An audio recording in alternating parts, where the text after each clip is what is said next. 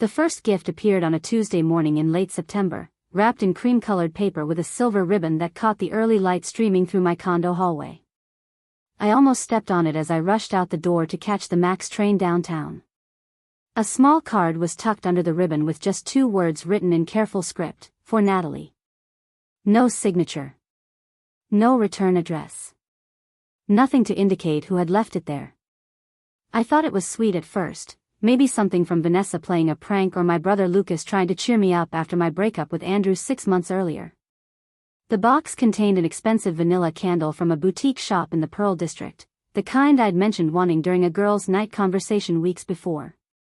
I texted my closest friends asking who the mysterious gift fairy was, but everyone denied responsibility with varying degrees of curiosity and amusement.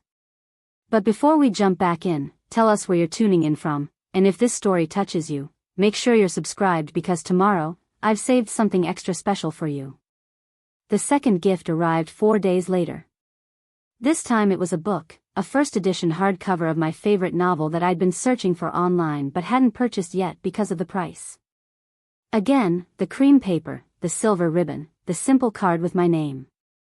I stood in my doorway that Saturday morning holding the book, feeling the first uncomfortable prickle at the base of my spine that something wasn't quite right. The thoughtfulness felt invasive somehow, too specific, too informed about preferences I hadn't shared publicly.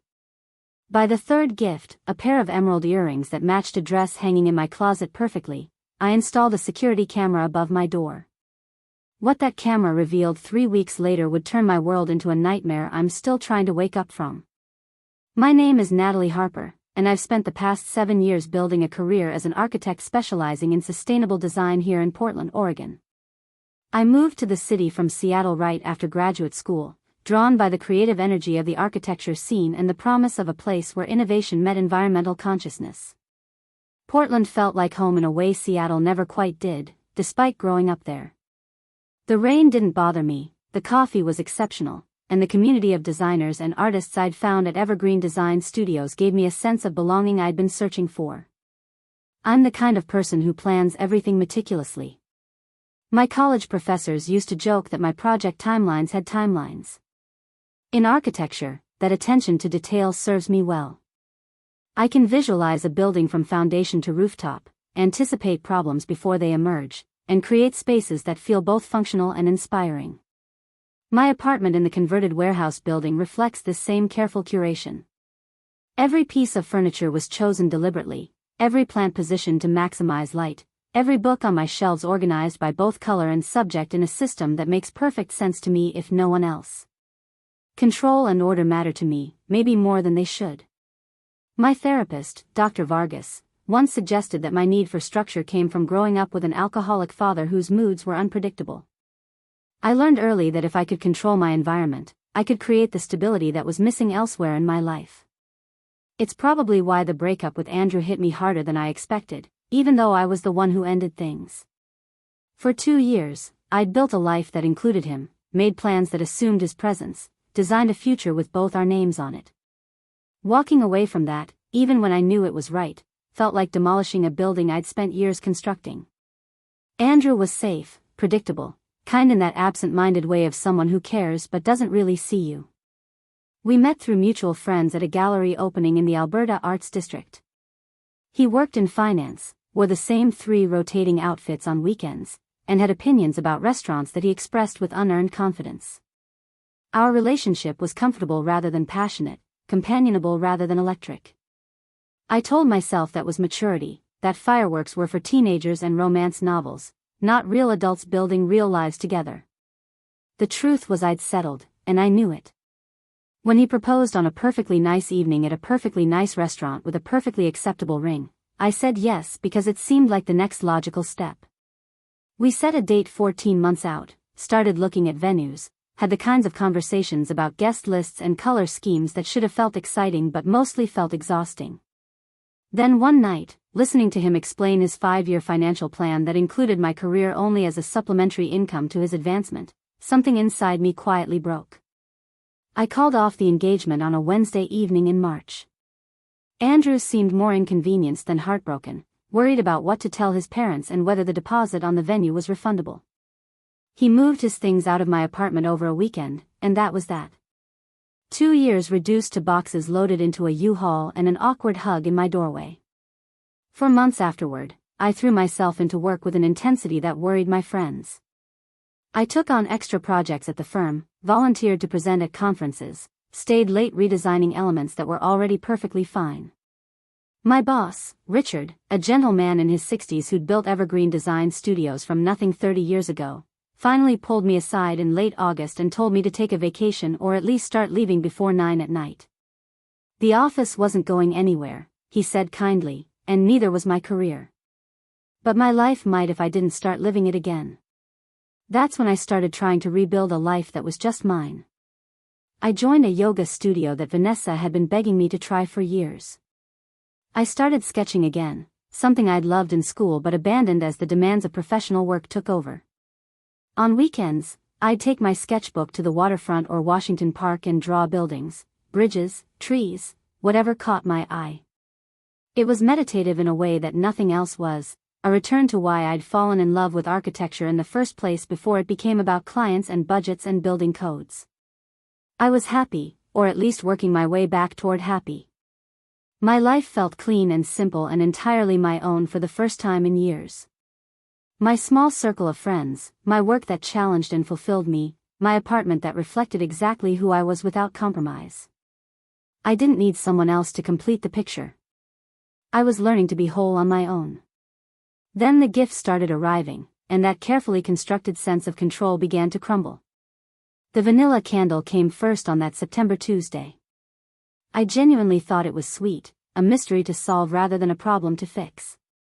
Vanessa laughed when I showed her the candle that evening over drinks at Grindstone Cafe, our usual spot near my office. She swore it wasn't her but admitted it was exactly the kind of thing she might do if she'd thought of it first. My brother Lucas, when I called him that night, was equally mystified but suggested maybe Andrew was trying to win me back in some misguided romantic gesture. I dismissed that immediately. Andrew was many things, but creative wasn't one of them. Grand romantic gestures required imagination and emotional intelligence, neither of which he possessed in abundance.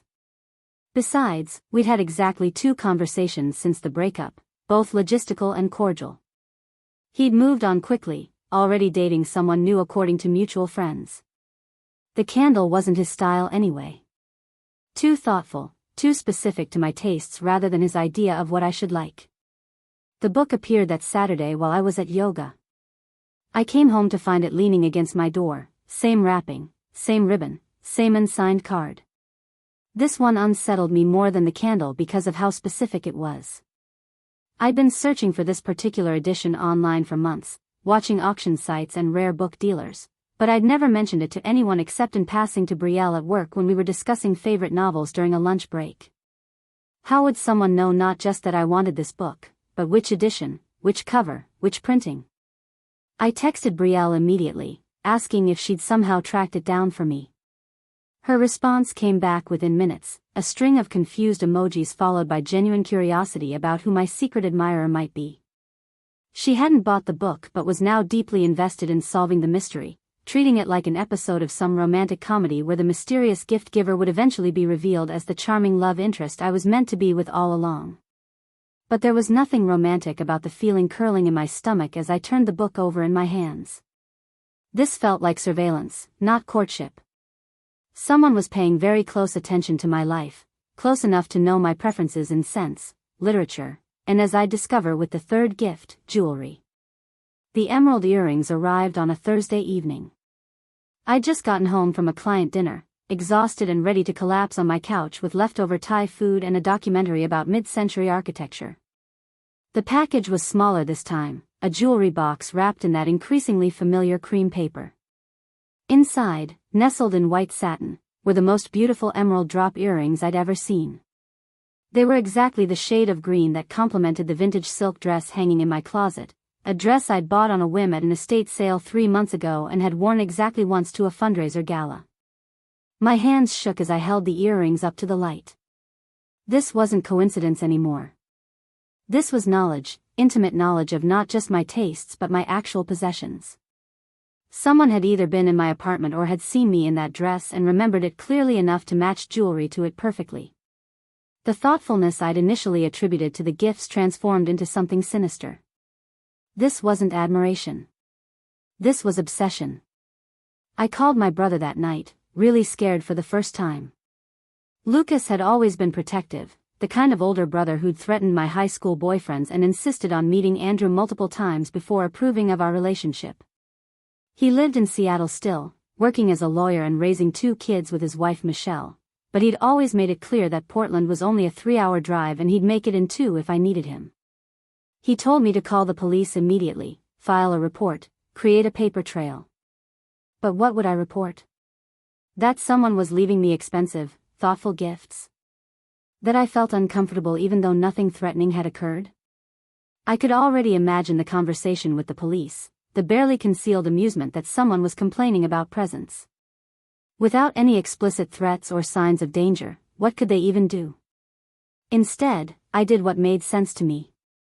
I took control of what I could control. Preparing and narrating this story took us a lot of time, so if you are enjoying it, subscribe to our channel, it means a lot to us. Now back to the story.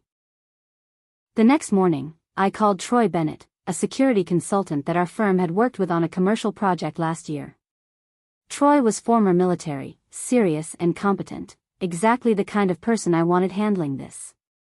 I explained the situation, expecting him to dismiss my concerns the way I feared the police might. Instead, he listened carefully and agreed to come by that afternoon to assess my building's security. Troy installed a high-definition camera above my door that afternoon, discreet enough not to draw attention but positioned to capture anyone who approached my apartment.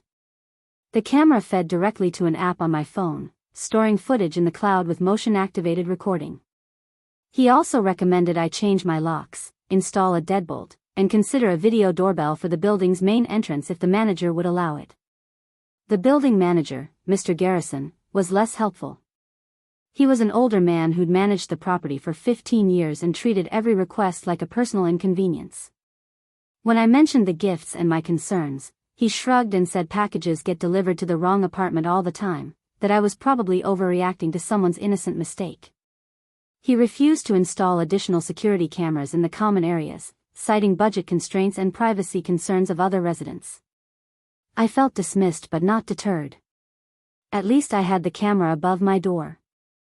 At least I'd have answers the next time a gift appeared. And I knew there would be a next time. Whoever was doing this wasn't finished. The gifts had a momentum to them, an escalating intimacy that suggested this was building towards something. I didn't have to wait long. 3 days after installing the camera, I woke up to a notification on my phone at 2:47 in the morning. Motion detected at my door. Half asleep, I opened the app expecting to see a neighbor stumbling home drunk or maybe someone delivering a late package. What I saw instead snapped me immediately awake, my heart hammering against my ribs so hard I thought I might be sick. A man stood in front of my door, face clearly visible in the camera's night vision.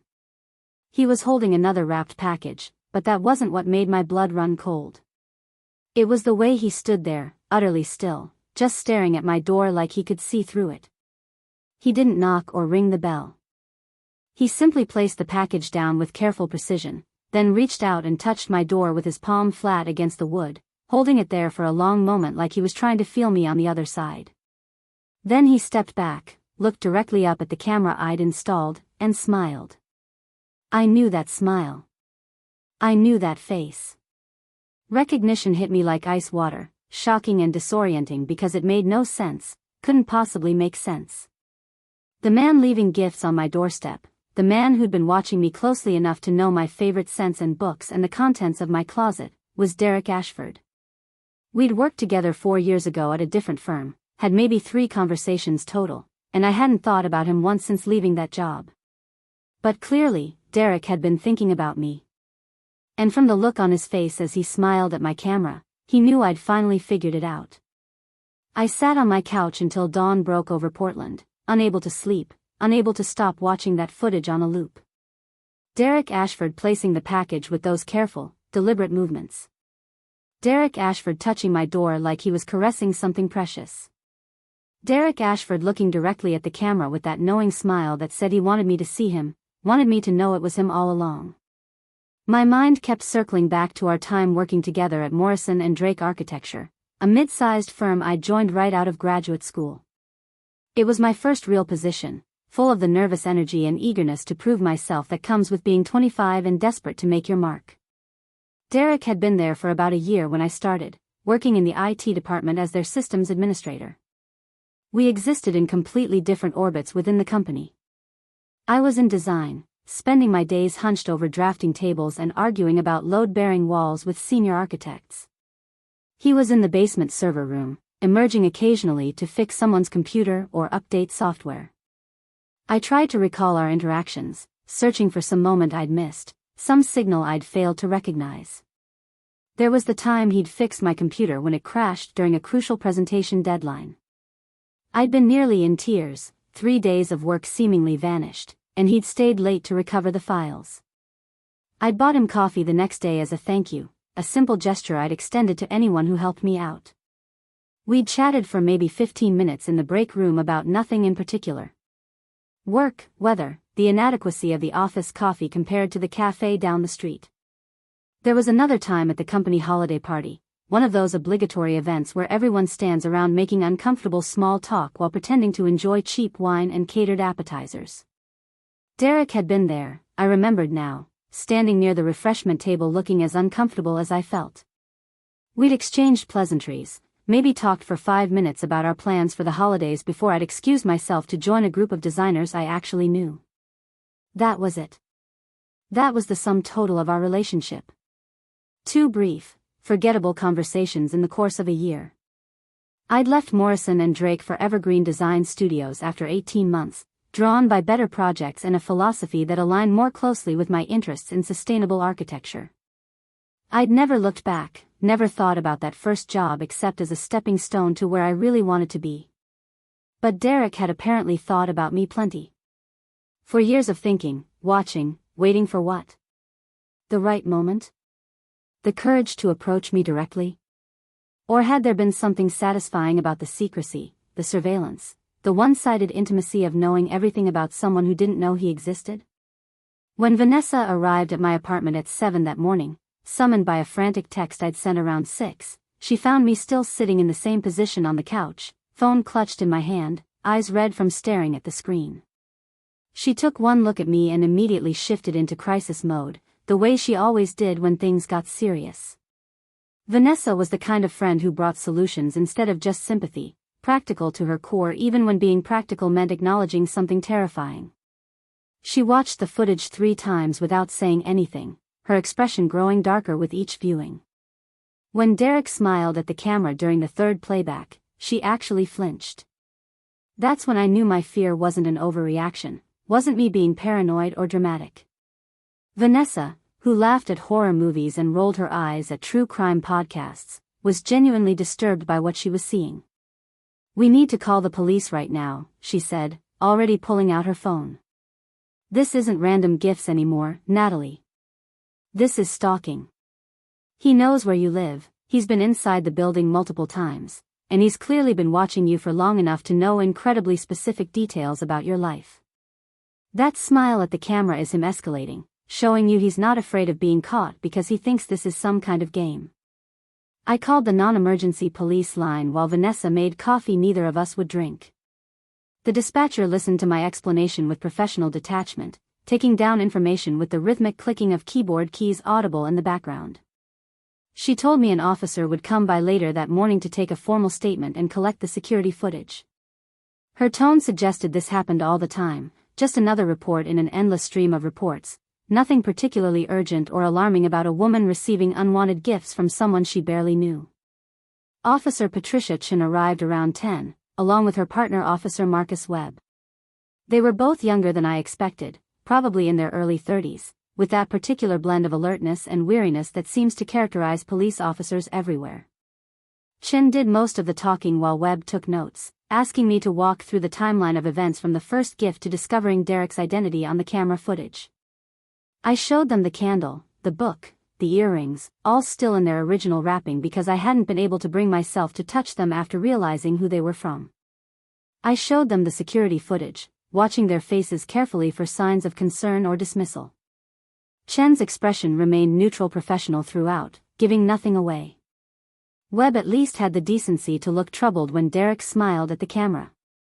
Do you have any kind of relationship with this person? Chen asked, and I could hear the implication in the question. Had I led him on, given him reason to think his attention was welcome, done something to invite this situation into my life? I explained our minimal professional interaction 4 years ago, emphasizing how brief and unremarkable it had been. 2 conversations, maybe 3. Nothing that could be construed as romantic or even particularly friendly beyond basic workplace courtesy. Has he made any direct threats? Webb asked, pen poised over his notepad. Has he tried to contact you through phone, email, social media? Has he attempted to approach you in person or shown up at your workplace?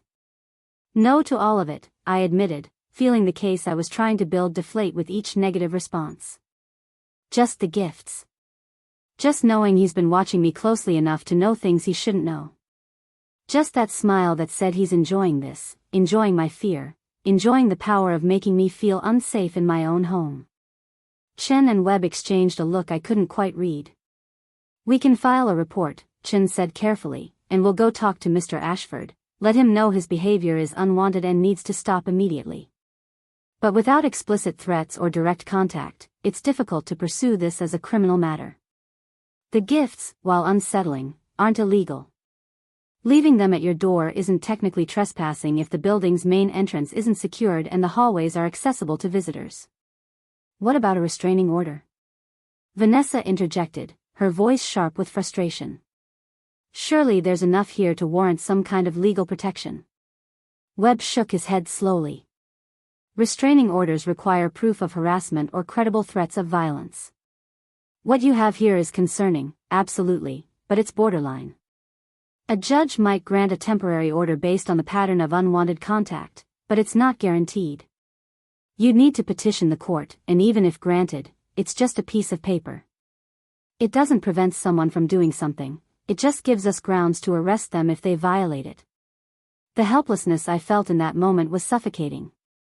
Here was clear evidence that someone had been obsessing over me, invading my privacy, demonstrating knowledge of my life that could only come from sustained surveillance, and the message I was receiving from the authorities was essentially that until he actually did something more overtly threatening, their hands were tied.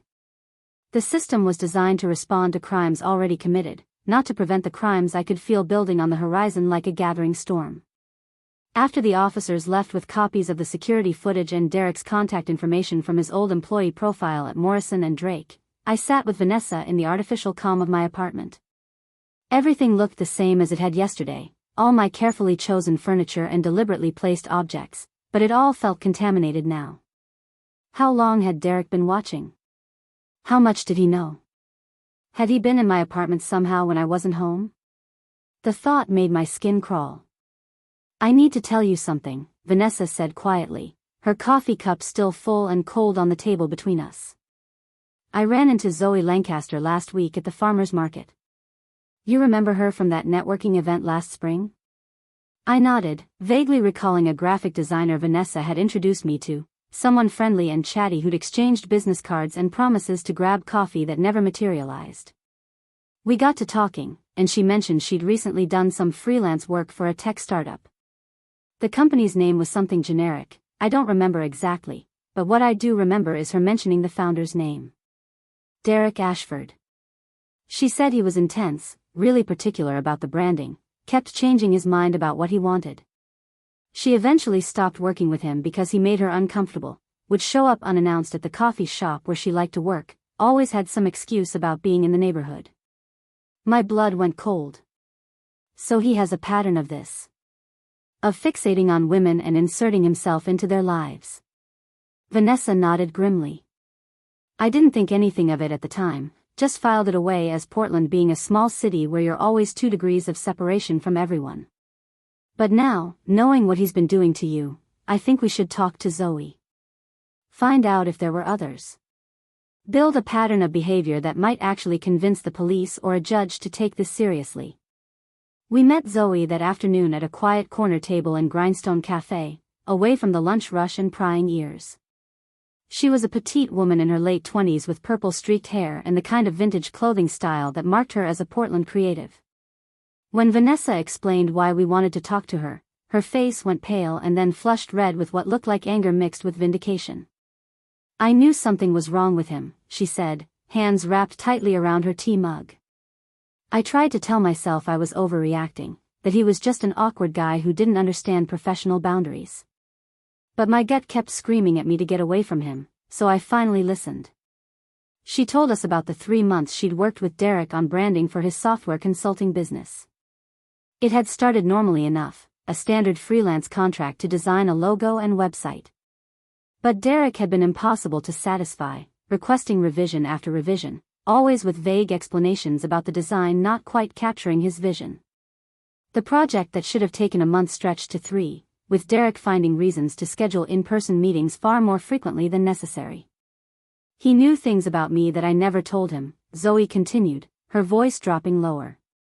"Like, I mentioned once in passing that I liked matcha lattes, and the next meeting he showed up with one for me from this specific cafe across town that I'd posted about on Instagram weeks earlier. He'd comment on articles I'd shared on social media, bring up things I'd only discussed in semi-private groups. It felt like he was studying me, building a file on my interests and habits." The final straw came when she'd gone to a concert at the Crystal Ballroom with friends and spotted Derek in the crowd. She hadn't mentioned the concert to him, hadn't posted about it publicly until after the fact, yet there he was, claiming it was a coincidence that he loved the same band. When she told him she wasn't comfortable with him being there, that it felt intrusive given their professional relationship, he'd acted hurt and confused, said he didn't understand why she was being so paranoid. "I ended the contract the next day," Zoe said. "Told him I was too busy with other projects to continue. He sent me emails for weeks afterward, first trying to convince me to reconsider, then getting progressively more bitter and accusatory. Said I'd led him on, that I'd been unprofessional, that I owed him the completed work since he'd paid me. I finally blocked him on everything and just hoped he'd move on." "Did he?" I asked, though I already knew the answer. "Eventually. It took about 2 months of silence before he stopped trying to contact me. But here's the thing that really scared me. About a month after it all stopped, I was out with friends at a restaurant in the Hawthorne district, and I saw him. He was sitting alone at the bar, but positioned so he could see our table and the mirror behind the bottles. When I made eye contact with him in the reflection, he raised his glass to me like we were old friends. Like everything that had happened was just water under the bridge. My friends wanted to confront him, but I just wanted to leave, so we did. I never saw him again after that, but I started being really careful about what I posted online, where I went, who I told about my plans. We need to find out if there are others," Vanessa said.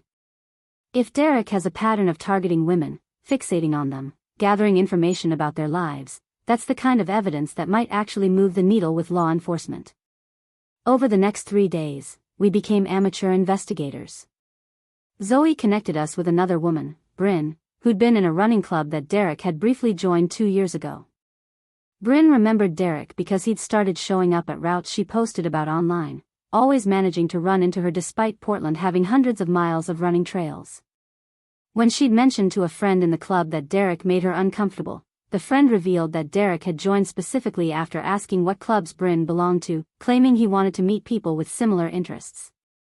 Another connection led us to Iris, a barista at a coffee shop in the Alphabet District where Derek was a regular.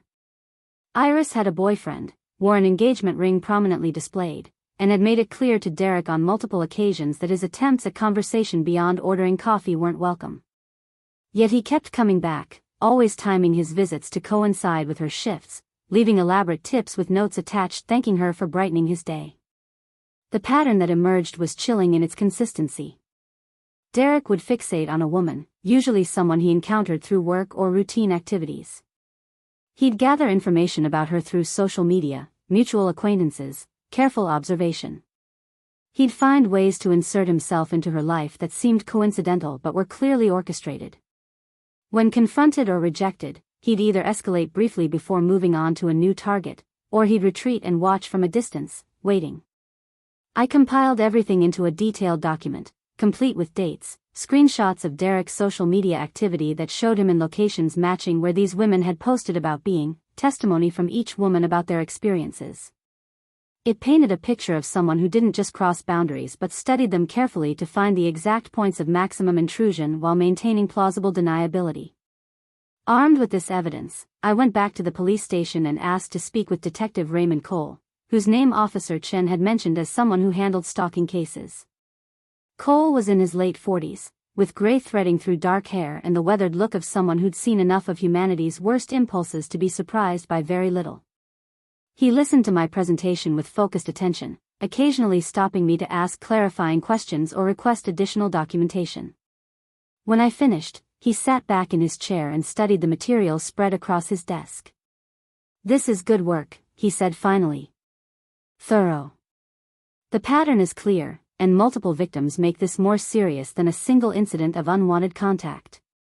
But I need to be honest with you about what this means practically." He explained that while the evidence suggested Derek had problematic behavior patterns, most of what I'd documented fell into a legal gray area. Following someone's public social media wasn't illegal.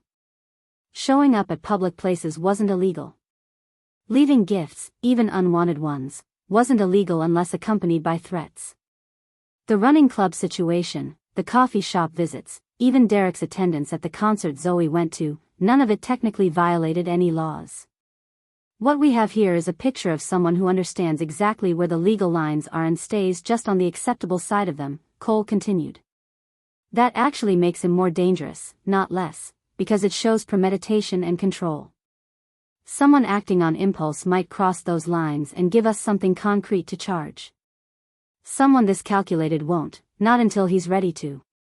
The detective agreed to pay Derek a visit, conduct what he called a welfare check that would serve the dual purpose of letting Derek know he was on law enforcement's radar and assessing whether Derek presented an immediate threat.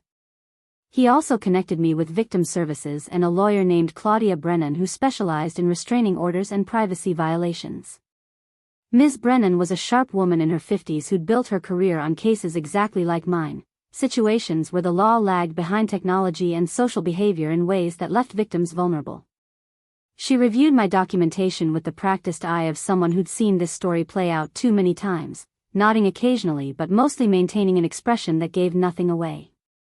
"We can petition for a stalking protective order," she said when she finished reading. Oregon law defines stalking as repeated and unwanted contact that would cause a reasonable person to fear for their safety or suffer substantial emotional distress. The pattern you've documented across multiple women strengthens the case that Derek's behavior is intentional harassment rather than misunderstood social awkwardness. The security footage of him touching your door and smiling at the camera particularly helps establish the menacing quality of his contact. But she also cautioned me about the limitations of such orders. Even if granted, Derek would simply be prohibited from contacting me or coming within a certain distance of my home and workplace. Violation of the order would be a misdemeanor, potentially escalating to a felony for repeated violations, but it was reactive rather than preventive. The order couldn't stop Derek from thinking about me, couldn't prevent him from watching from distances beyond the restricted zone, couldn't undo whatever knowledge he'd already accumulated about my life and routines. We filed the petition that afternoon, attaching all the evidence I'd gathered plus statements from Zoe, Bryn, and Iris about their experiences with Derek. The hearing was scheduled for 2 weeks out, standard procedure in non-emergency cases. In the meantime, Ms. Brennan advised me to document everything, maintain the security cameras, vary my routines, and inform my workplace and neighbors about the situation so they could be alert to Derek's presence. That night, I lay awake in my apartment wondering if Derek knew yet that I'd gone to the police, filed legal paperwork, gathered testimony from other women he'd targeted. Part of me hoped it would scare him off, make him realize the consequences of continuing this behavior. But a larger part suspected it would just be another move in whatever game he thought we were playing, another development to incorporate into his fantasy of our relationship. The gift stopped after my first police report, which should have felt like a relief but instead ratcheted up my anxiety. The absence of packages felt more ominous than their presence because now I had no way of tracking Derek's movements or intentions. He'd gone silent, underground, but I didn't believe for a second that he'd actually stopped. He was just changing tactics, becoming invisible again, waiting for the right moment to resurface. Detective Cole called me 4 days after our meeting to report on his visit to Derek's residence in Beaverton. The detective's voice carried a careful neutrality that immediately put me on edge, the tone of someone delivering news they knew I wouldn't want to hear but had been expecting anyway. Derek was cooperative, calm, completely reasonable according to the detective. He'd invited Cole inside his apartment, a tidy space that the detective described as unremarkable except for what wasn't there. No shrine to me, no walls covered in photographs, no obvious signs of obsession that might elevate this from uncomfortable to criminal. Derek had admitted to leaving the gifts, characterizing them as friendly gestures towards someone he'd admired from their time working together. He claimed he'd stopped as soon as he realized they might be unwelcome, expressed confusion about why I'd involved the police rather than simply asking him directly to stop. He presented himself as a lonely guy who'd made a social error, Cole explained, and I could hear the frustration beneath his professional demeanor. Said he thought you two had gotten along well at Morrison and Drake, that he'd been working up the courage to ask you out properly but wanted to test the waters first with anonymous gifts.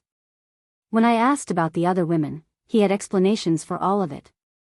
The running club was him trying to get healthy and meet people. The concert was genuine coincidence. The coffee shop was convenient to his apartment. Everything had a plausible alternative interpretation. What about the camera footage? I demanded. What about him touching my door like that, smiling when he knew he was being recorded? Cole sighed. He said he was hoping you'd like the gifts and open the door, that the smile was him being pleased about surprising you. Spun it as romantic anticipation rather than menacing intent. And technically, Natalie, he's not wrong that his actions could be interpreted either way. That's the problem with cases like this. Intent is hard to prove when someone is careful about their behavior. The detective assured me he'd made clear to Derek that any further contact would be viewed as harassment, that I'd filed for a protective order, that continued surveillance or gift-giving would result in charges. Derek had apparently nodded seriously, thanked the detective for bringing this to his attention, and promised to respect my wishes for no contact. He'd seemed genuinely remorseful according to Cole, embarrassed by the misunderstanding. But I knew it wasn't a misunderstanding. The other women had told me about Derek's performances, his ability to seem harmless and confused when confronted, his talent for making his targets feel like they were overreacting to innocent behavior. He was playing a role for Detective Cole, the same role he'd probably played for others before when his obsessions were interrupted by inconvenient reality. Work became my refuge and my prison simultaneously. I threw myself into a major project at Evergreen Design Studios, a sustainable housing development that required all my focus and creativity. Richard had assigned me as lead architect, a vote of confidence that should have thrilled me but instead felt like just another responsibility to manage while my personal life spiraled into nightmare territory. My colleague Brielle noticed the change in me immediately, the way I jumped at unexpected sounds, how I constantly checked my phone for security camera notifications, the dark circles under my eyes from nights spent lying awake listening for footsteps in the hallway. I told her an edited version of what was happening, enough to explain my distraction without going into the full disturbing details. Brielle responded with fierce protectiveness, positioning her desk so she had a clear view of the office entrance, walking me to my car after late nights, insisting I text her when I got home safely. It was touching and also depressing, this acknowledgement that I now needed escorts and check-ins for basic activities that used to be routine. The office itself felt less safe than it had before. Our building had typical downtown security, a front desk receptionist during business hours and key card access after 5, but nothing that would actually prevent someone determined from gaining entry. I found myself studying every man who walked through the lobby, every delivery person, every client visiting other firms on our floor. Was that Derek in a baseball cap? Was that him wearing glasses as a disguise? My paranoia felt both ridiculous and entirely justified. 3 days before the protective order hearing, I arrived at work to find a manila envelope on my desk. No postage, no markings, just my name written in that same careful script from the gift cards. My hands shook as I picked it up, and Brielle immediately noticed, crossing the office to stand beside me. "Don't open it," she said firmly. "Call the detective first. This could be evidence." But I'd already broken the seal, driven by some compulsion to know what Derek wanted me to see. Inside were photographs, dozens of them, printed on regular copy paper but clear enough to make my stomach lurch. Photos of me leaving my apartment building, walking to the Max station, sitting at Grindstone Cafe with Vanessa, entering my office building, shopping at the grocery store on Burnside. The photos spanned weeks, maybe months, a visual timeline of my movements and routines documented with disturbing precision. But it was the final photo that made me actually gasp, a sound of pure fear that came from somewhere primal. It was taken inside my apartment, a shot of my living room from the angle of someone standing in my kitchen. The photo showed my couch, my bookshelves, my coffee table with a half-finished crossword puzzle and the mug I'd used that morning before leaving for work. Derek had been inside my home. Recently. While I was there or just after I'd left. Brielle grabbed the envelope and photos, her face pale but determined, and immediately called both Detective Cole and building security. Within an hour, my apartment had become a crime scene, officers dusting for prints while I sat in the building manager's office trying not to fall apart completely. Mr. Garrison had transformed from dismissive to apologetic, clearly worried about liability now that an actual break-in had occurred on his watch. The investigation revealed that Derek had gained access to my building by following other residents through the main entrance, a common security flaw in buildings that relied on keycard access without physical security presence. The camera footage from the building's common areas showed him entering 4 separate times over the past month, always dressed differently, always timing his entry to coincide with busy periods when multiple residents were coming and going. Getting into my specific apartment had required more skill. Detective Cole found subtle scratch marks on my lock suggesting it had been picked, professional enough not to leave obvious damage but careless enough to leave traces for someone who knew what to look for. Derek's background in IT apparently extended to physical security systems, a skill set that made him significantly more dangerous than the awkward admirer he'd pretended to be.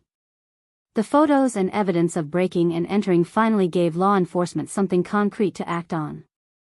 Derek was arrested that evening at his apartment in Beaverton, charged with burglary, stalking, and invasion of privacy. The protective order hearing became moot since he was now in custody, but Ms. Brennan advised we proceed with it anyway to establish a permanent legal barrier once he was released on bail. Because he would be released. Ms. Brennan explained this to me gently, preparing me for the inevitable disappointment. Bail would be set, probably something Derek could afford given his work in tech consulting. He'd be ordered not to contact me, required to wear an ankle monitor possibly, but he'd be free while awaiting trial. The system wasn't designed to hold people indefinitely before conviction, and unless the prosecutor could argue Derek presented an immediate violent threat, pretrial detention was unlikely. I moved out of my apartment that night, unable to bear the thought of sleeping somewhere Derek had contaminated with his presence.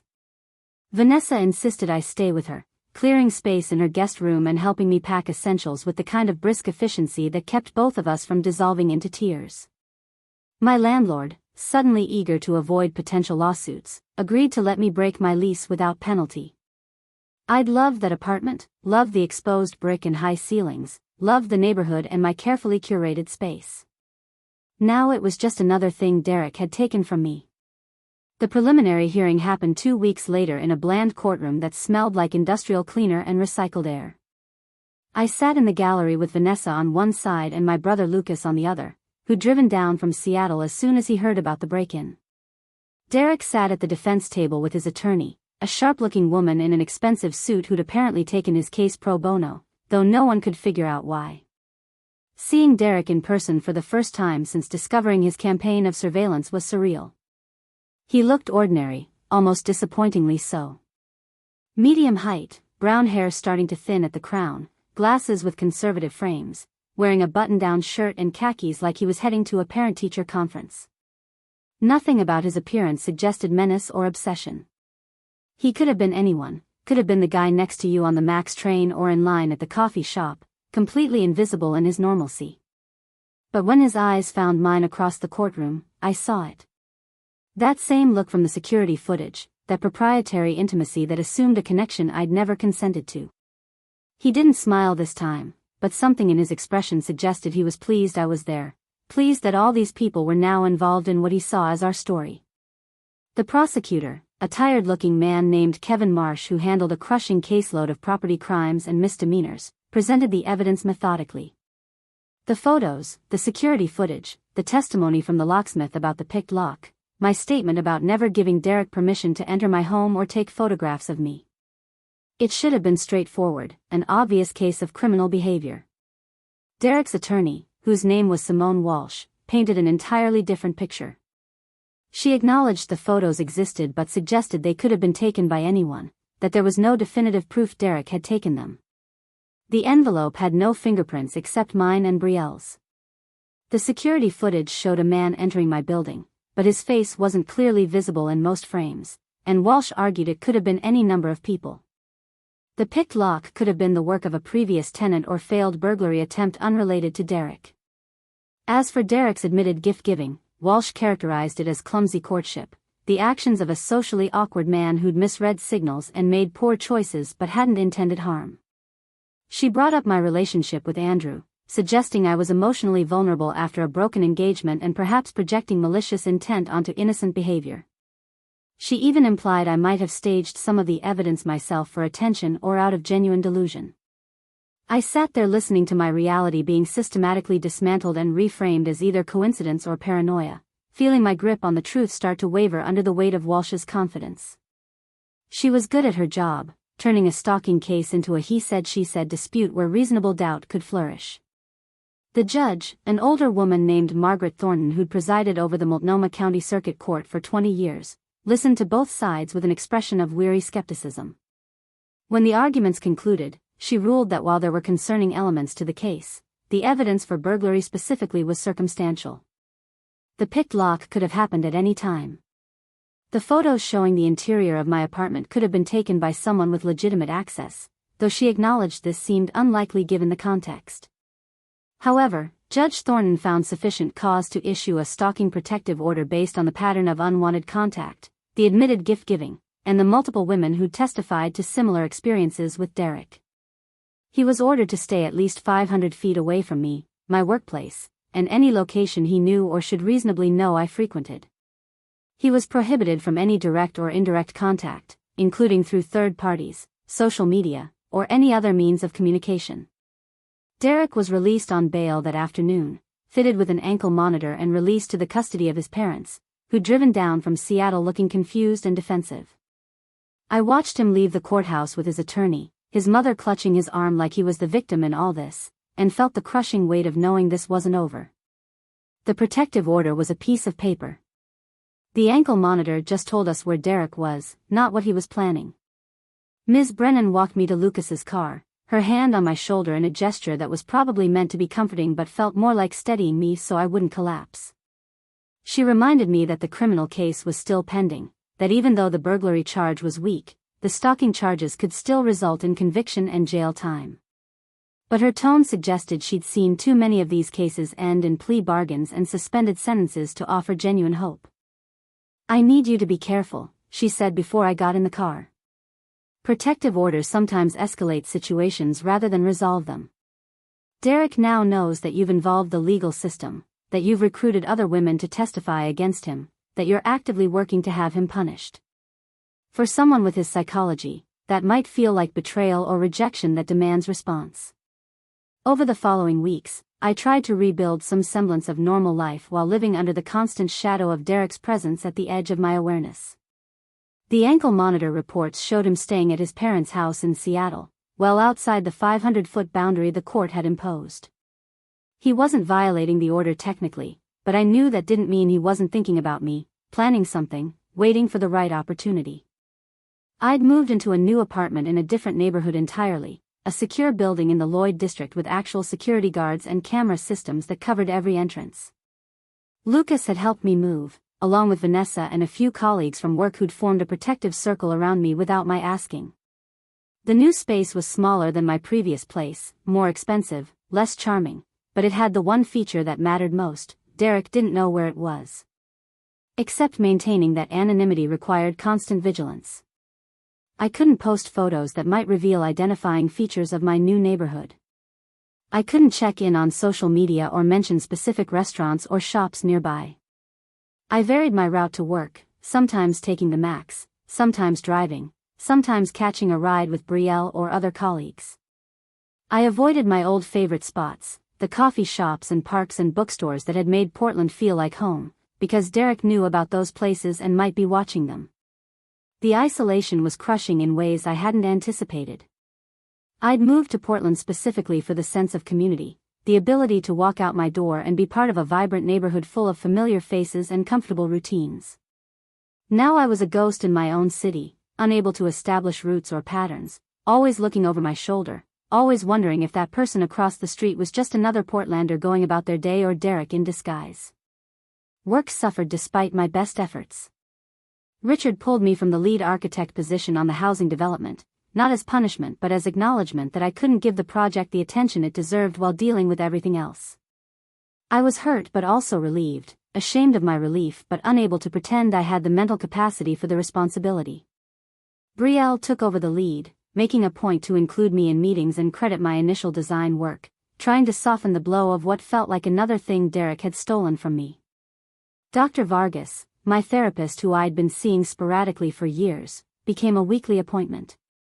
She helped me process the violation of the break-in, the fear that had become my constant companion, the anger at a legal system that seemed designed to protect Derek's rights more than my safety.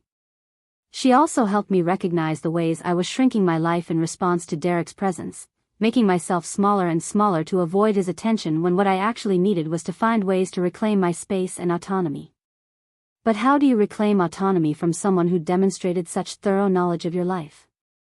Derek had proven he could find me, access my private spaces, document my movements without my awareness. The protective order meant he couldn't do those things legally, but it didn't mean he couldn't do them at all. It just meant he'd be more careful about it, more strategic, more patient. The breakthrough came from an unexpected source 6 weeks after the protective order was issued. Zoe Lancaster called me on a Thursday evening while I was working late at the office, her voice tight with urgency and something else I couldn't quite identify. Fear maybe, or vindication, or both tangled together in a way that made my pulse quicken before she'd even explained why she was calling. "I need you to meet me tomorrow morning," she said without preamble. "There's something you need to see, something I should have shown you weeks ago but I was scared. I'm still scared, honestly, but you deserve to know what Derek is really capable of." We met at a bakery in southeast Portland, far from both our usual neighborhoods, a neutral territory Zoe had chosen specifically because Derek had no connection to it. She arrived carrying a laptop bag and looking like she hadn't slept well in days, her normally vibrant energy replaced by a jittery anxiety that had her checking the door every time someone entered. "After Derek stopped contacting me directly last year," Zoe began, "I thought it was over. I thought he'd moved on to someone else or finally gotten the message that I wasn't interested. But about 3 months after he stopped emailing, I started noticing weird things with my computer. Programs opening on their own, files moved around, my webcam light flickering on when I wasn't using it." She pulled out her laptop and opened a folder containing screenshots and system logs that meant nothing to me but clearly meant everything to her. "I took it to a friend who does cybersecurity consulting," she continued. "He found spyware on my system, really sophisticated stuff that had been installed remotely. It was logging my keystrokes, accessing my files, turning on my camera and microphone at intervals. Basically giving someone complete access to everything I did on my computer." The bakery suddenly felt too warm, the cheerful chatter of other customers too loud. How long had it been on there? Based on the installation date, at least 8 months. Which means it was installed while I was still working with Derek, probably during one of our meetings when he was supposedly reviewing design files on my laptop. My friend pulled all the data the spyware had collected before we removed it. Natalie, Derek had everything.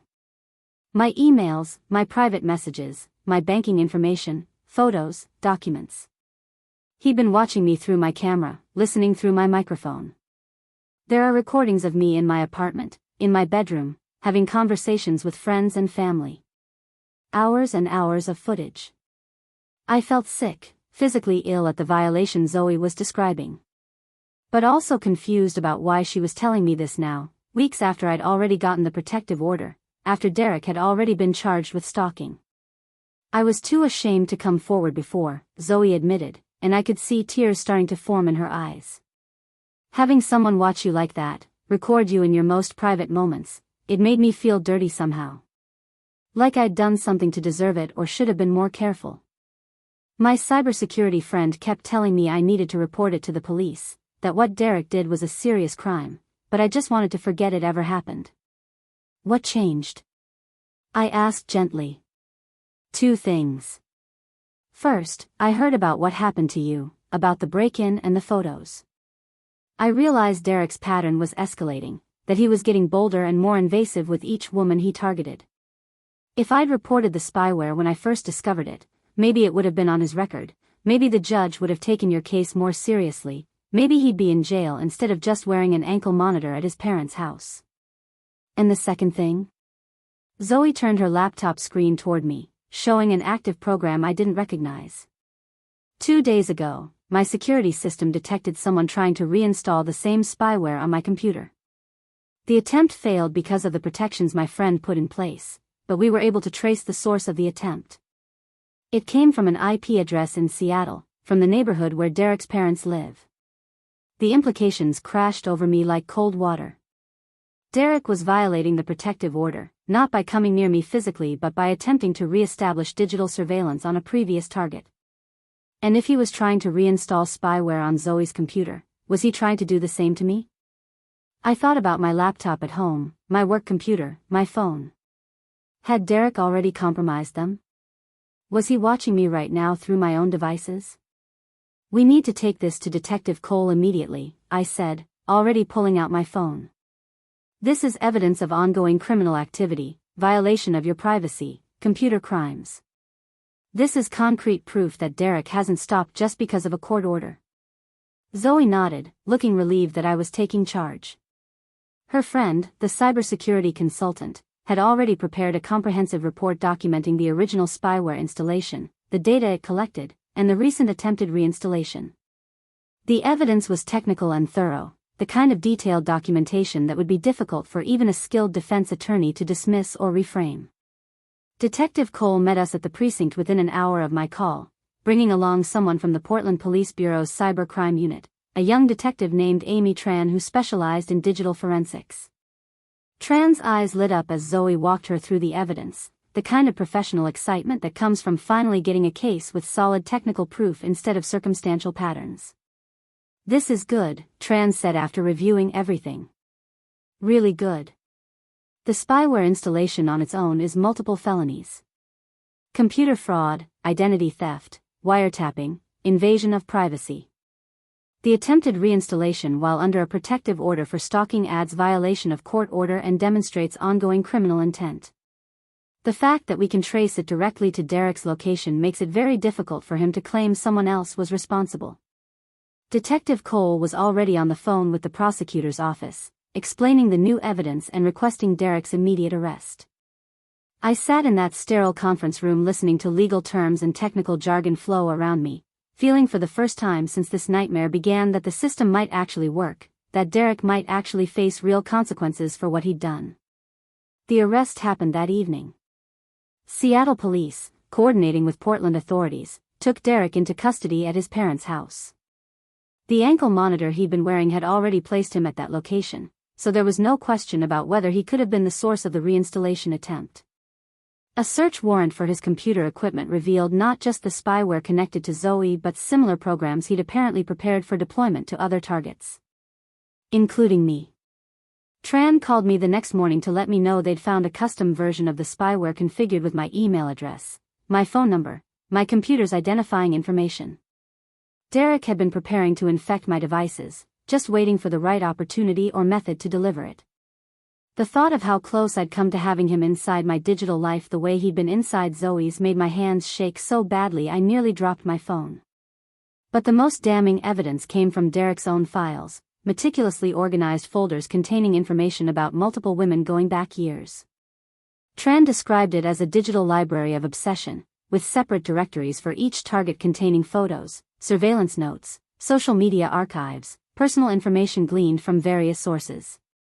There were women I'd never heard of alongside Zoe, Bryn, Iris, and myself. At least 12 different women total, each catalogued with the same disturbing attention to detail.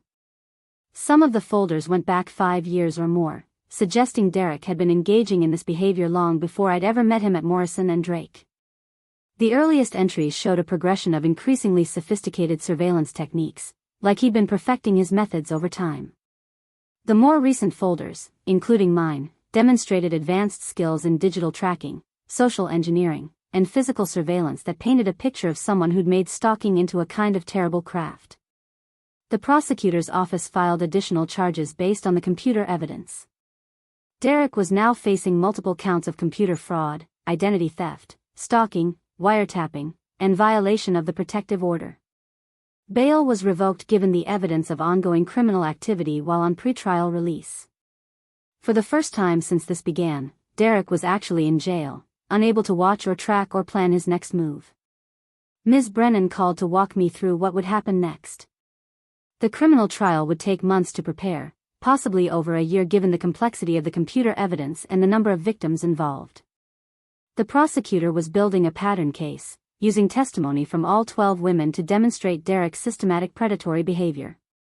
It would be exhausting and invasive, requiring me to relive the fear and violation in front of a jury, but it also represented real accountability. In the meantime, several of Derek's other victims were considering civil suits for invasion of privacy and emotional distress. A class action was being discussed, strength in numbers not just for the legal case but for the emotional burden of confronting Derek and his actions.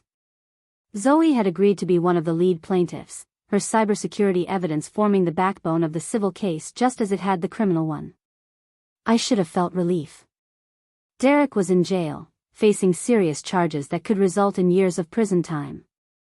The evidence against him was overwhelming, his carefully constructed facade of harmless awkwardness shattered by his own digital trail. Justice was finally within reach after months of feeling powerless against his calculated invasions of my life. But instead I felt hollowed out, exhausted in a way that sleep couldn't fix. The revelation about the spyware meant Derek had potentially seen and heard things I'd never intended anyone to see or hear. Private conversations with Vanessa about my fears and insecurities. Vulnerable moments alone in my apartment when I thought I was safe to fall apart. Intimate details of my life that I shared with no one, that I barely acknowledged to myself. The violation went deeper than physical space. Derek had tried to colonize my inner world, to access the unguarded version of myself that only existed when I thought I was truly alone. Even though Tran confirmed the spyware had never successfully installed on my devices, the attempt itself contaminated my sense of privacy. How could I ever trust that my computer wasn't compromised, that my phone wasn't listening, that the camera on my laptop wasn't secretly recording? Derek had planted seeds of paranoia that would take years to uproot, if they ever could be completely. Work became impossible to focus on despite Richard's patience and understanding. I'd sit at my desk staring at architectural plans without really seeing them, my mind circling endlessly around what Derek might have learned about me if the spyware had installed, what he might have done with that information, what his endgame had been. Was I just another folder in his collection, or had I been special somehow, the culmination of his evolving obsession? Dr. Vargas helped me understand that these questions had no satisfying answers, that Derek's motivations would never make sense because they came from a fundamentally distorted worldview. He saw women not as autonomous people but as puzzles to solve, territories to map and conquer. His meticulous documentation wasn't about genuine connection but about control, the illusion that by knowing everything about someone he could possess them in some essential way. But understanding Derek's psychology didn't make the impact of his actions hurt less. I found myself angry at unpredictable moments, rage boiling up when I was grocery shopping or driving to work or trying to fall asleep. Angry at Derek obviously, but also at the system that had allowed him to target so many women before finally facing consequences. Angry at myself for not seeing the signs earlier, even though rationally I knew there had been nothing to see during our minimal interaction at Morrison and Drake. Vanessa bore the brunt of my emotional volatility with characteristic grace, letting me vent without trying to fix anything, just bearing witness to the messy process of recovering from sustained violation. She'd done research on stalking and its psychological impacts, understood that what I was experiencing was a normal response to abnormal circumstances. The hypervigilance, the anger, the intrusive thoughts, the difficulty trusting my own perceptions, all of it was my nervous system trying to recalibrate after months of justified fear. Lucas visited every other weekend, making the drive from Seattle with his patient wife Michelle and their 2 kids who were blessedly oblivious to the dark reason for the increased visits to Aunt Natalie. Having my niece and nephew around forced me to engage with normal life, to read stories and play games and pretend that the world was safe and predictable. Their innocence was both painful and healing, a reminder of what I was fighting to get back.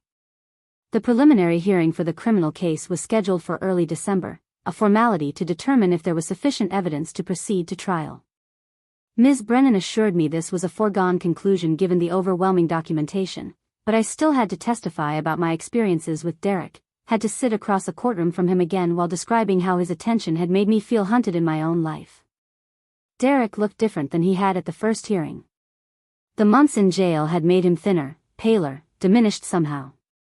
He didn't meet my eyes when I took the witness stand, keeping his gaze fixed on the defense table while his new attorney, a public defender named Robert Chen who'd taken over after Simone Walsh withdrew from the case, asked perfunctory questions about our limited interaction at Morrison and Drake.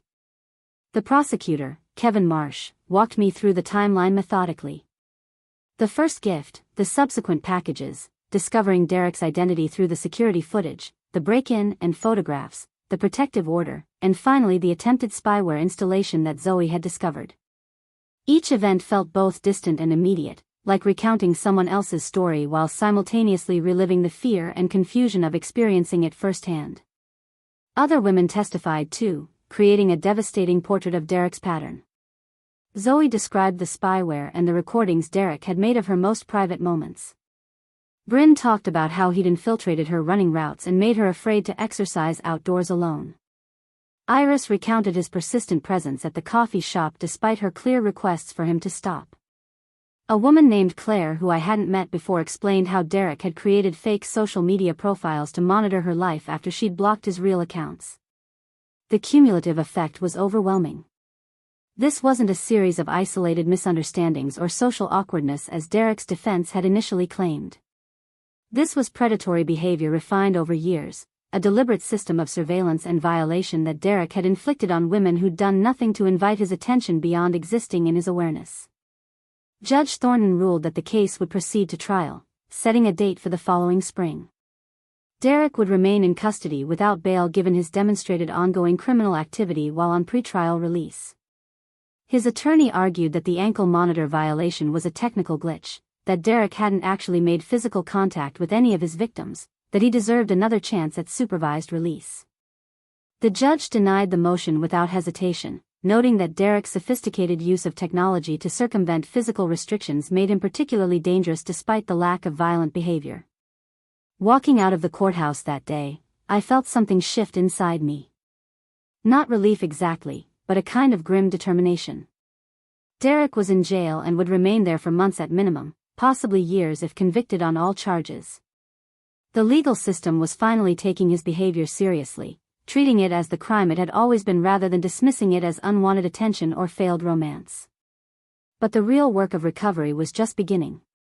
I needed to reclaim the parts of myself that Derek had made me doubt or hide. I needed to rebuild trust in my own perceptions and instincts. I needed to figure out how to live in Portland again without constantly looking over my shoulder, how to establish routines without fearing they'd be weaponized against me, how to exist in public spaces without the crawling sensation of being watched. Dr. Vargas suggested I might benefit from a support group for stalking victims, a community of people who understood the particular type of violation and hypervigilance that came with being someone's unwanted focus. I resisted at first, uncomfortable with the idea of defining myself as a victim, of making Derek's actions against me into an identity rather than just something terrible that had happened. But I went to a meeting anyway, held in a church basement in Northeast Portland with the kind of anonymous accessibility that characterizes all support groups. There were 7 other people there, mostly women but 2 men, ranging in age from early 20s to late 50s. Each had their own story of being targeted by someone who refused to accept boundaries, who transformed normal human interaction into obsessive surveillance. Listening to their experiences, I realized how many elements of stalking were universal regardless of the specific details. The erosion of safety in familiar places. The constant second-guessing of whether that person across the street was really just a stranger or the stalker in disguise. The isolation that came from having to restrict your life to avoid someone else's attention. The way people who hadn't experienced it tended to minimize the fear or suggest you were overreacting to unwanted attention. One woman, an accountant in her 40s named Teresa, described how her ex-husband had used his knowledge of her routines to always be wherever she was, creating an illusion of coincidence while making it clear he was monitoring her movements. Another, a college student named Mika, talked about a classmate who'd hacked her social media and created fake accounts to harass her when she wouldn't date him. A man named Joseph explained how a coworker had become obsessed with him, leaving gifts at his car and showing up at his gym and favorite restaurants until he'd had to move to a different neighborhood entirely. Each story resonated with elements of my own experience, created a sense of being understood that I hadn't found anywhere else. These people knew what it felt like to have someone invade the infrastructure of your daily life, to turn ordinary activities into sources of anxiety. They understood the anger at a legal system that often didn't take stalking seriously until it escalated to physical violence. They got the long-term impacts, the way trust and safety had to be rebuilt slowly and might never fully return to their previous state. The trial took place the following April on a week when Portland's famous cherry blossoms were in full bloom, creating an almost offensive contrast between the beauty outside the courthouse and the darkness being examined inside. I testified on the second day, walking the jury through my experience with Derek's escalating intrusion into my life. The prosecutor had prepared me well, reminding me to speak clearly, to focus on facts rather than emotions, to look at the jury when answering questions. Derek's public defender attempted to create reasonable doubt by suggesting the spyware could have been installed by someone else, that the photos could have come from a different source, that the digital evidence was circumstantial. But the technical testimony from Detective Tran was devastating in its precision. She walked the jury through the digital fingerprints that connected Derek to every piece of surveillance equipment, every attempted installation, every folder of collected information about his targets. The other women testified with quiet strength, each adding another layer to the portrait of Derek's systematic predation. When Zoe described discovering the spyware recordings, several jurors looked visibly upset. When Claire explained how Derek had used fake profiles to manipulate her into revealing personal information, the jury foreman shook his head in disgust. The cumulative weight of 12 women describing similar patterns of surveillance and violation left little room for the defense's narrative of misunderstood social interaction. The jury deliberated for 6 hours before returning guilty verdicts on all major charges. Derek showed no reaction as the verdicts were read, maintaining the same blank expression he'd worn throughout the trial. Sentencing was scheduled for 6 weeks later, with the prosecution recommending the maximum penalties given the severity and duration of Derek's criminal behavior. At the sentencing hearing, I was given the opportunity to deliver a victim impact statement. I'd written and rewritten it dozens of times, struggling to distill months of fear and violation into a few coherent paragraphs. Standing at the podium facing Judge Thornton, I spoke about what Derek had stolen from me beyond just privacy and safety. He'd taken my ability to trust my own perceptions, to believe that my private spaces were actually private, to move through the world without constant vigilance. He'd transformed Portland from a city I loved into a landscape of potential surveillance, every public space a place where I might be watched and catalogued without my knowledge. Judge Thornton sentenced Derek to 8 years in prison followed by 10 years of supervised probation. He would be required to register as a sex offender due to the nature of his surveillance crimes. He was prohibited from using computers or internet-connected devices without monitoring software. He would be permanently barred from contacting any of his victims or their families. The sentence was longer than I'd dared hope for, a genuine acknowledgement of the harm Derek had caused and the threat he represented. Walking out of the courthouse that day, I felt something I hadn't experienced in over a year. Not quite peace, but the possibility of it. Derek would be in prison for the foreseeable future, unable to watch or track or plan. The legal system had finally caught up to the reality of his crimes, had treated digital stalking and surveillance with the seriousness they deserved. Recovery was slower and less linear than I wanted it to be. There were still days when I checked over my shoulder constantly, when an unexpected package at my door sent my heart racing, when I couldn't shake the feeling of being observed. Dr. Vargas reminded me that healing from sustained violation wasn't a straight path forward but more like a spiral, revisiting the same fears at different levels until they gradually lost their power. I stayed in the Lloyd District apartment, eventually making it feel like home rather than just a safe hiding place.